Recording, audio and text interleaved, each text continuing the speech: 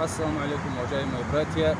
У пророка, алейхиссалату вассалам, есть два прекрасных изречения, в одном из которых он говорит: пока брат-мусульманин находится в помощи нужды другого своего брата, Аллах субхану ва тааля его поддерживает во всех его делах. А во втором говорится: лучшая милостина, которую он делает, это скрыто сделанная милостина. И вот один из наших братьев решил поддержать, помочь наших погорельцев в Кулинском районе суммой в размере 150 тысяч рублей.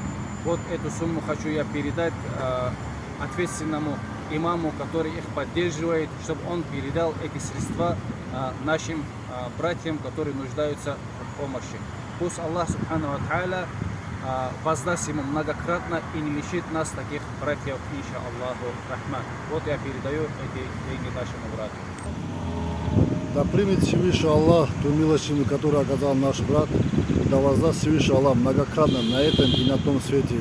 Да не лишит Всевышний Аллах нас таких братьев, которые всячески помогают и поддерживают наших братьев. Ассаламу алейкум ва рахматуллах. Наш один брат дал 150 тысяч рублей, сам тоже захотел остаться неизвестным.